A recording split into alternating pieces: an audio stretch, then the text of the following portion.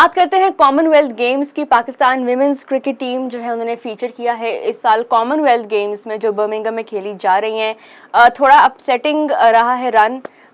3 में से 3 मैचेस पाकिस्तान ने हारे हैं और काफ़ी क्रिटिसिज्म नजर हो रहा है इस वक्त के कौन लेगा जिम्मेदारी इस पुअर रन की।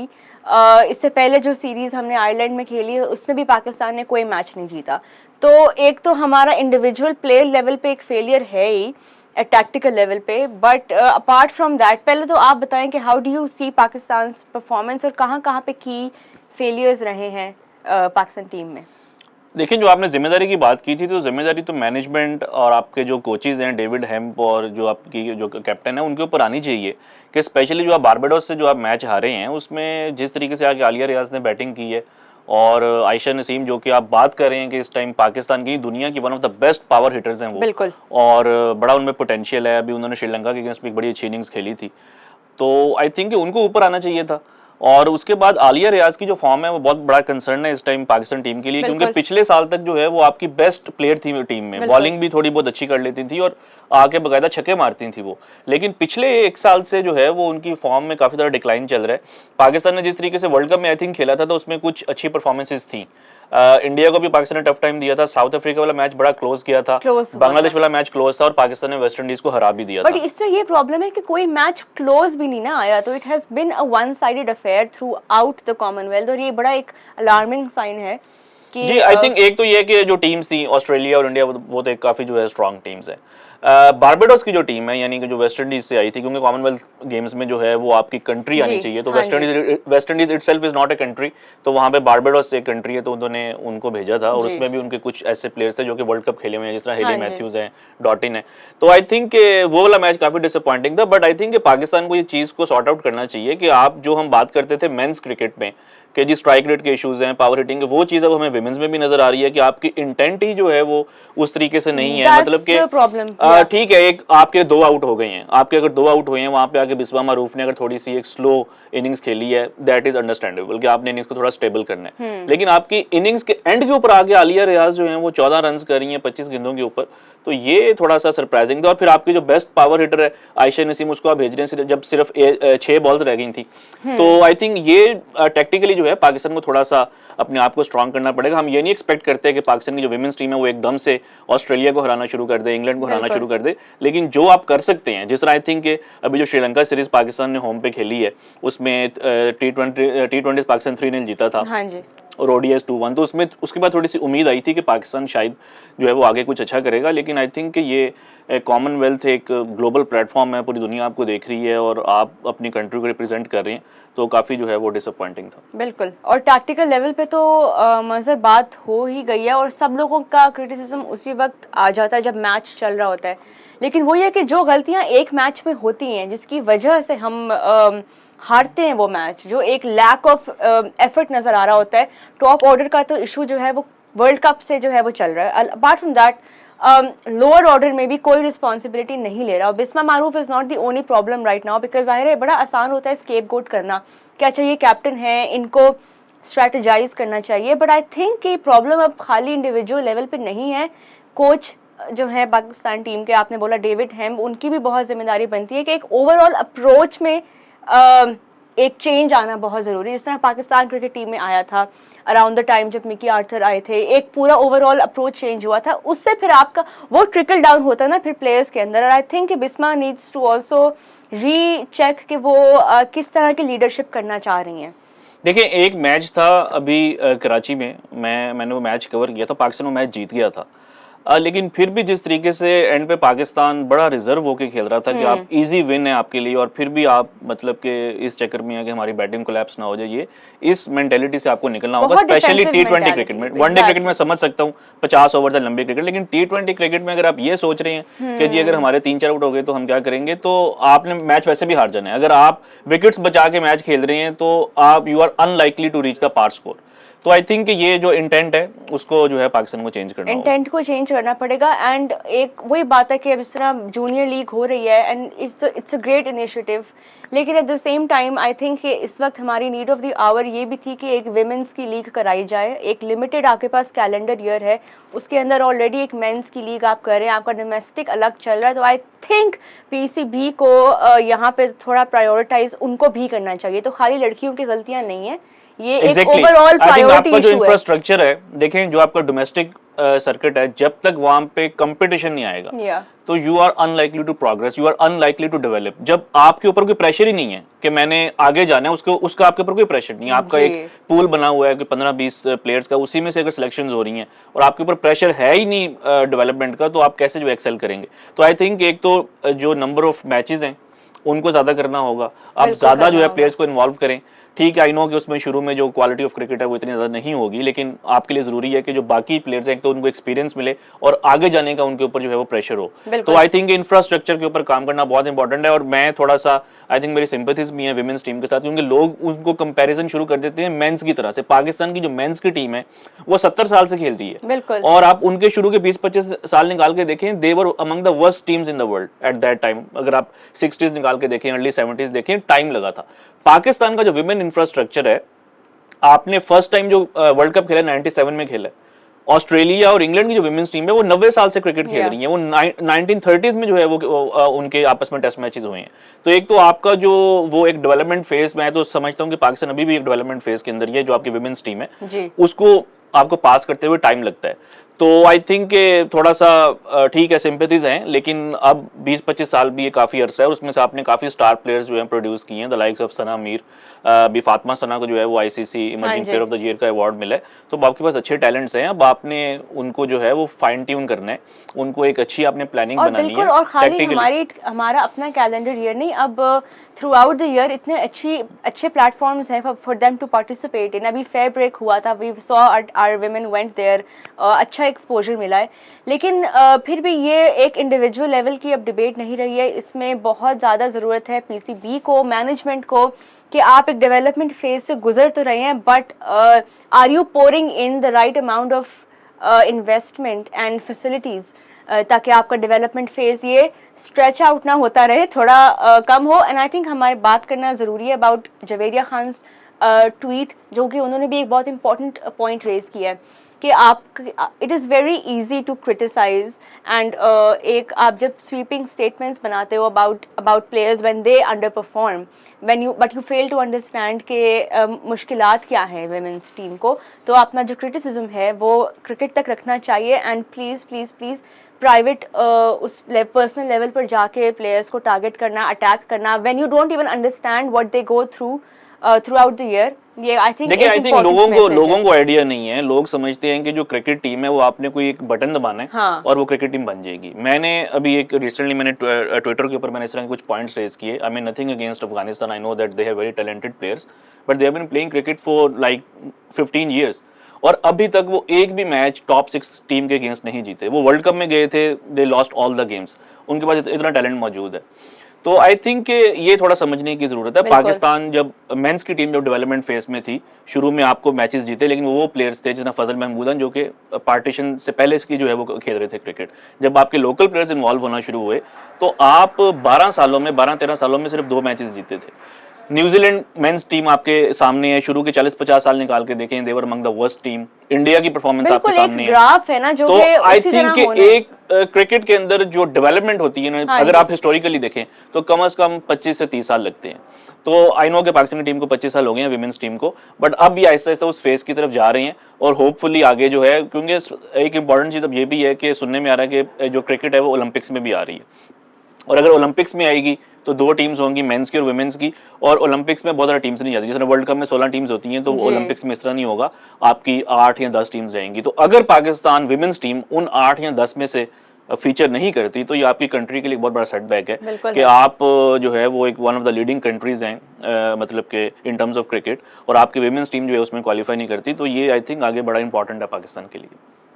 राइट, चले बढ़ते हैं द 100 की तरफ, जो कि अभी कल से शुरू हुआ है। It has been called a very exciting new format. अभी सेकंड सीजन शुरू हो रहा है द 100 का। मजर लास्ट ईयर जब ये अनाउंस हुआ था कि एक 100 बॉल फॉर्मेट आया है, जाहिर है जब कोई चीज नहीं, नई आई थिंक होती रोहा है। ये क्वेश्चन मुझे आपसे करना चाहिए क्योंकि you were working there in that tournament, तब आप इंग्लैंड में थी। आप बताएंगे पहला सीजन जो है वो 100 का कैसा रहा था? I think it was a matter of pride for me to be associated with ज़ाहिर द इंग्लैंड क्रिकेट बोर्ड। बड़ा अच्छा एक्सपीरियंस था वहाँ पे काम करने का। और मुझसे अक्सर लोग पूछते हैं कि आपने यहाँ पे भी काम किया है PSL में, वहाँ पे तो मेजर डिफरेंस आपको क्या फील हुआ?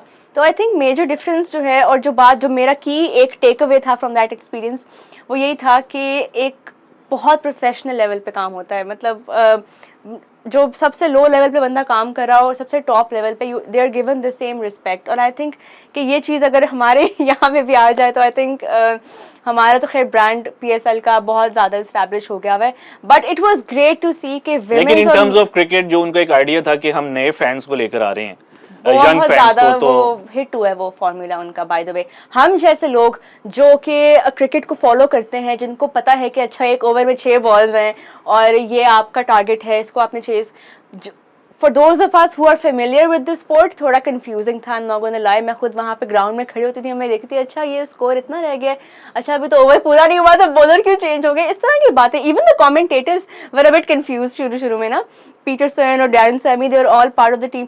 तो उस लिहाज से for us it was confusing. लेकिन आप सरप्राइज होंगे मजर कि जो लोग, वो तबका वहाँ का जो कि क्रिकेट को देखता नहीं था पहले, जिनको पता ही नहीं था क्रिकेट है क्या, उन्होंने बहुत जल्दी ग्रिप किया है क्रिकेट को आई और थिंक इस उनका फॉर्मेट उनका आइडिया ही ये है कि जो आपकी यंग जनरेशन है वो क्रिकेट की तरफ आए, और उनको वो उस चीज को सिंप्लीफाई करने की कोशिश कर रही है कि 100 बॉल्स हों और बजाय इसके कि आप है ओवर्स में ना। पढ़ें। और आई थिंक कि मैं कहीं पे पढ़ रहा था, I am not sure about it, कि शायद इंग्लैंड में जो है वो टिकटॉक के ऊपर इसकी जो है वो फ्री स्ट्रीमिंग आ रही है इस साल, क्योंकि टिकटॉक पे ज्यादा जो है वो young generation, I don't know कि वेदर इट इज हाइलाइट्स या कंप्लीट अच्छा। मैच है, लेकिन क्योंकि टिकटॉक के ऊपर ज्यादातर आपकी यंग जनरेशन होती है, बच्चे वगैरह ज्यादा एक्टिव हैं, तो वो ये भी इस तरीके से भी लोगों को अट्रैक्ट कर रहे हैं। But it's a new format. और इंटरेस्टिंग बात ये है कि जो 100 है उसके जो स्टैट्स हैं, जो उसके रिकॉर्ड्स हैं, वो प्लेयर्स के T20 करियर में ही जाते हैं। वो कोई डिफरेंट उन्होंने उसकी उसकी कैटेगरी नहीं स्मार्ट है बनाई। ये बाय इंग्लिश तो क्रिकेट क्योंकि बोर्ड। देखिए पहले जब टेस्ट मैचेस होते थे तो 8 बॉल का भी ओवर होता था, उसके बाद 6 बॉल का ओवर हो गया, ऑस्ट्रेलिया में 8 बॉल का ओवर होता था। तो अब अगर वो कह रहे हैं कि अगर हम 5 बॉल्स का एक ओवर कर रहे हैं तो हम उसको T20 में रखेंगे। तो अगर आज कोई प्लेयर 100 में सेंचुरी करता है तो वो उसके T20 करियर में ही काउंट होगी। तो ये एक अच्छी बात है कि आगे फ्यूचर में अगर आप लीग्स की तरफ जाते हैं, जिस तरह चैंपियंस लीग होती है फुटबॉल में, अगर क्रिकेट भी अगर उस तरफ जाती है तो आप T20 फॉर्मेट की चैंपियंस लीग करवा के 100 से भी एक दो टीम्स ले सकते हैं। तो I think my favourite thing about the 100 is के विमेंस के मैचेस जो हैं वो उसी लेवल पे, उसी मार्केटिंग एफर्ट के साथ स्टेज किए जा रहे हैं जो कि मेंस के मैचेस हैं। तो अगर आपने वहाँ पे मेंस का मैच देखने के लिए, एक वहाँ पे कॉन्सेप्ट ये था कि आप डे पास बनवाएं फैमिली, क्योंकि फैमिलीज को इनकरेज करना था आने के लिए, तो आप डे पास बनवाएं और उसी डे पास की प्राइस में आप दोनों मैचेस जो हैं वो देख सकते हैं। विमेंस का दिन के वक्त मैच है और रात को, और हमारी ड्यूटीज भी इसी तरह की थी कि हमने सुबह आना है और हमने पूरा दिन जो 2 मैचेस हैं, डबल हेडर्स हैं, वही करके रात को 12 बजे तक फ्री होना है।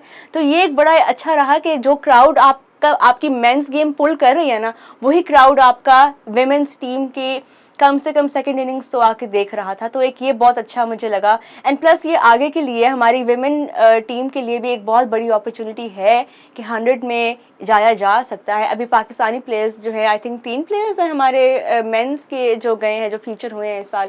जी, आई थिंक वहाब रियाज और हसनैन रियाज तो हैं, लेकिन नसीम शाह सिलेक्ट हुए थे, बट अब नसीम नहीं शाह की है। पाकिस्तान में भी सिलेक्शन हो गई और है, तो शायद आमिर भी थे लास्ट ईयर। तो जी एक लास्ट अच्छा टाइम वो लंदन स्पिरिट में थे, ऑयन मॉर्गन के साथ वो खेले थे, लेकिन आई थिंक उनकी परफॉर्मेंसेस कोई इतनी खास नहीं थी।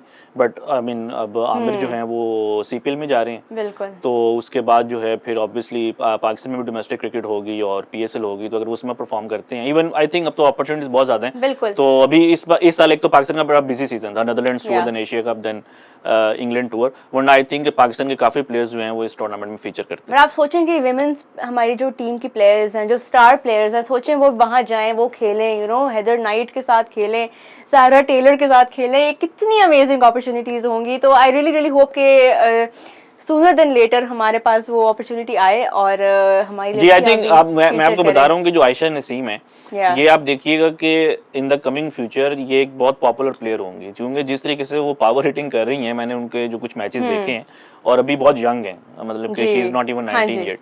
तो आगे अब अंडर 19 वर्ल्ड कप भी है विमेंस का। उन्होंने last year she one the women's वो ना इमर्जिंग प्लेयर जो इस साल फातिमा सना को मिला है, आई थिंक शायद पाकिस्तान में मिला होगा। पाकिस्तान सॉरी पीसीबी की तरफ जी, से तो उनको वो आई थिंक दिया अब गया क्योंकि था। अंडर 19 वर्ल्ड कप भी है और फिर Yeah. देन विमेंस टी20 वर्ल्ड कप भी है, तो उनके लिए एक अच्छी अपॉर्चुनिटी है कि वहां पे वो अपना टैलेंट दिखाएं और फिर आगे बिल्कुल जिस तरह अब लीग्स आ रही हैं, बिग बैश में भी बिल्कुल। है अपॉर्चुनिटी है, 100 में भी है, तो I think it's a very good sign for women's cricket. England versus Pakistan जो हमारी होम सीरीज है T20 सीरीज वो अनाउंस हो गई है। Great news for all Pakistan and England fans, finally ये सीरीज होने जा रही है। 7 T20s हैं जो कि खेले जाएंगे from the 20th of September to 2nd of October. Karachi में हैं जी 4 मैचेस और 3 मैचेस खेले जाएंगे लाहौर में। मज़र एक अरसे के बाद ये न्यूज़ हमें सुनने को मिली है, पहले भी हमें सुनने को मिली थी but then it could not materialise due to whatever reason. अब फाइनली दोबारा से ये कंफर्मेशन आ गई है एंड कराची एंड लाहौर के फैंस जो हैं डू यू थिंक स्टेडियम्स जो हैं वो भरे जाएंगे?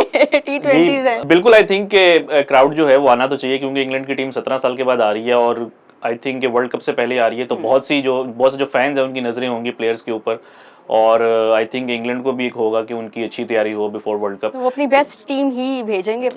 लेट्स सी, क्योंकि इंग्लैंड का भी जो है वो उनकी काफ़ी ज़्यादा क्रिकेट है, 7 मैचेस हैं, फिर उसके बाद उन्होंने ऑस्ट्रेलिया में भी जाके उन्होंने कुछ मैचेस खेलने हैं, फिर उसके बाद T20 वर्ल्ड कप है, फिर उन्होंने उसके बाद न्यूजीलैंड भी जाना है, तो आई एम नॉट श्योर कि वो उनकी जो सिलेक्शंस हैं वो किस तरह की होंगी, बट आई थिंक कुछ जो उनके वाइट बॉल स्पेशलिस्ट प्लेयर्स हैं वो तो आएंगे, मुझे लगता है शायद जॉस बटलर भी आएंगे क्योंकि वो तो अब उनके कैप्टन है, तो आई थिंक फैंस के लिए अच्छा है। 4 मैचेस कराची में और 3 लाहौर में, और आगे बहुत ज़्यादा क्रिकेट है पाकिस्तान में, आगे इसके बाद 5 टेस्ट मैचेस भी हैं, तो ये है कि लास्ट टाइम इंग्लैंड ने आना था तो वो 2 मैचेस नहीं हो सके, तो उन्होंने इसमें ऐड कर दिए, तो फर्स्ट टाइम पाकिस्तान की टीम 7 मैच की T20 सीरीज खेलेगी, और इंग्लैंड के लिए भी फर्स्ट टाइम होगा कि वो 7 मैच की T20 सीरीज खेलें, तो एक आप कह लें कि एक काफी फीस्टी सीजन होने वाला है पाकिस्तान क्रिकेट फैंस के लिए। बिल्कुल, और ये बहुत इंपॉर्टेंट होने वाली है, नॉट जस्ट बिकॉज ये इंग्लैंड के साथ है बट बिकॉज ये बिल्कुल वर्ल्ड कप की विंडो बिल्कुल उससे पहले है, तो एक बहुत अच्छी तैयारी हमें देखने को मिल सकती है।